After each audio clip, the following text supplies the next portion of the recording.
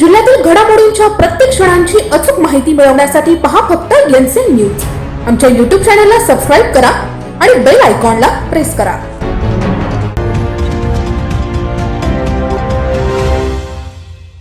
हे आहेत नाशिकच्या मेरे येथील सेवानिवृत्त प्राचार्य विजय थोरात।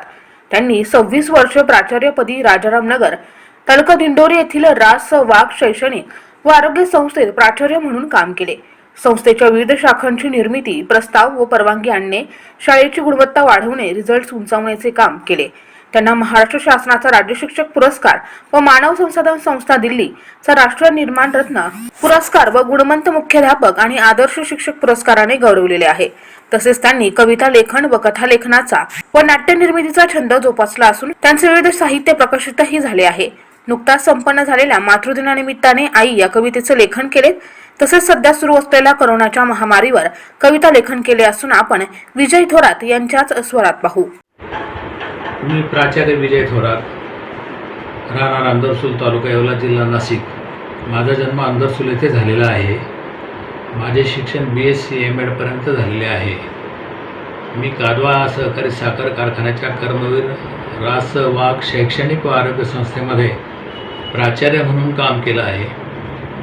प्राचार्य म्हणून माझी एकूण सेवा 26 वर्षे झालेली आहे। या संस्थेच्या वेगवेगळ्या शाखांच्या परवानगीसाठी, मान्यतेसाठी मी खूप काम केलेलं आहे आणि शाळेचा आणि संस्थेचा दर्जा वाढविण्यासाठी मी खूप प्रयत्न करून मला महाराष्ट्र शासनाने 2006 मध्ये महाराष्ट्र शासनाचा आदर्श शिक्षक पुरस्कार देऊन गौरवलेला आहे। त्याचप्रमाणे महाराष्ट्र शासनाबरोबरच दिल्ली सरकारचा देखील राष्ट्रीय निर्माण रत्न पुरस्कार ह्युमन रिसोर्स डेव्हलपमेंट दिल्ली यामार्फत मला मिळालेला आहे। तो 2008 साली मिळाला आहे। माझे शैक्षणिक कामकाज एकंदरीत समाधानकारक असल्यामुळे या प्रकारच्या पुरस्काराने माझा गौरव करण्यात आलेला आहे, शासनाने आणि केंद्र सरकारने देखील। मी 2010 मध्ये सेवानिवृत्त होताना, तत्पूर्वी 2009 मध्ये मी माझा छंद जोपासला आहे। मला कविता लेखनाचा छंद आणि नाट्यलेखन, कथालेखन, चित्रकारिता आणि पत्रकारिता असे छंद आहेत। त्यापैकी कविता लेखनाचा छंद मी जोपासून सुरुवातीच्या 2009 ते 2013 या कालावधीमध्ये मी पहिला कविता संग्रह 2009 मध्ये पणतीमधील ज्योत, त्यानंतर दुसरा कविता संग्रह सुंदर तिरूप, तिसरा कविता संग्रह 2013 मध्ये आर्या या प्रकारचे 3 कविता संग्रह मी प्रकाशित केलेले आहेत आणि त्यांचा लाभ वाचकांना दिलेला आहे। त्यानंतर या कोविडच्या काळामध्ये मी काही नाटकं लिहिलेली आहेत। पहिलं नाटक आहे तुटता दोर संस्कृतीचा, हे 2 अंकी नाटक आहे। दुसरं जे नाटक लिहिलं आहे ते माधुरी, हे देखील 2 अंकी नाटक आहे। आणि तिसरं जे नाटक आहे खिडकी, हे एकांकिका आहे। त्याचबरोबर 3 अंकी नाटक मी नुकतंच प्रकाशित केलं आहे, वाजे पैंजण नाचती वाळे।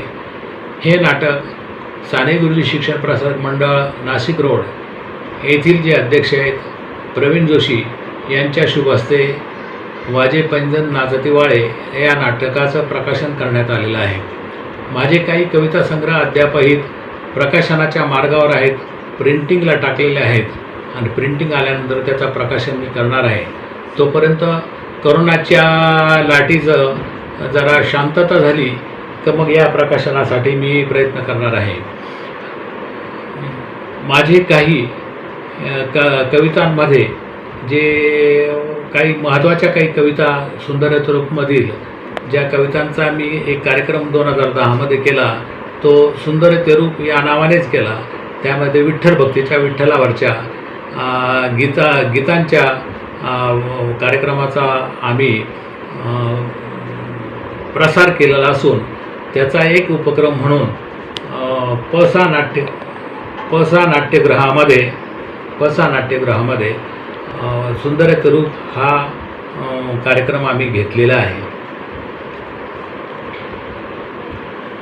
माझा कविता लिखाणाचा छंद मी चांगल्या प्रकारे जोपासलेला असून त्यापैकी काही कवितांचं वाचन मी इथे करतो. नुकताच मातृदिनाच्या निमित्ताने मी एक कविता आई ही कविता लिहिली आहे. त्याचं मी गेयतेच्या स्वरूपामध्ये आपणापुढे सादर करणार आहे. आई प्रेमाचा ग साठा तू आणि ममतेचा ग माठ तू, तुझ्या विना व्यर्थ गते जीवन माझे समज तू. म्हणतात नाग अगते स्वामी तिन्ही जगाचा तो, आई विना भिकारी तू. बालपणात आई तू भरवलं पाजलं तू, वाढवत तू हट्ट सर्व पुरवले तू. ज्ञानार्जन करून तू सज्ञान मला केले तू, मोठं करून तू पंखात बळ दिले तू. स्वच्छंदी बागड तू असे शिक्षण दिले तू, खरं सांगतो ग जीवन ज्ञान दिले तू. अनंत तुझे उपकार ग विसरू कसे सांग ग, आज मातृदिनी या मम वंदन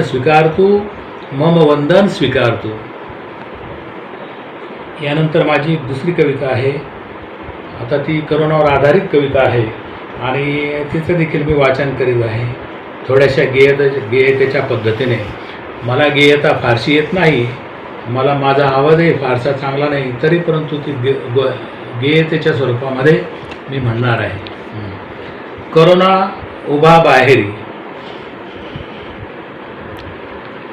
करोनाने थैमान घातलं घराबाहेरी, राम्या नको पडू घराबाहेरी. खेळणं फिरणं आता थांबव तरी, सटांगळ्या नको रे मारू बाहेरी. नवे कपडे घालून करोना उभा समोरी, घेऊन जाई तुला तो त्याच्या बरोबरी. जगायचं तर वाग जरा नियमांना तरी, नाही तर रवानगी होईल देवाघरी. मास्क सॅनिटायझरचा जो वापर करी, त्याला सूट देतो करोना त्याचे दरबारी.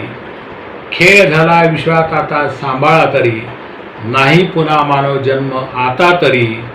अंतर ठेवून चाला बोला कामाचंच तरी, सोडणारच नाही करोना जे मोक्कार फिरी. आतापर्यंत अनेक साहित्य निर्माण केलेले आहे. त्यात कविता संग्रह, पंक्तीमधली ज्योती, सुंदर ते रूप, आर्या, विधात्याची किमया, नाटके, माधुरी, तुटता दोर संस्कृतीचा, खिडकी, एकांकिका, वाजे पैंजण नाचती वाळे, कथासंग्रह, जीवन तरंग, अजून एक कविता संग्रह दैवी शक्ती प्रकाशनाचे मार्गावर आहे. एनएसएन न्यूजसाठी प्रतिनिधी संतोष भाऊसार, नाशिक.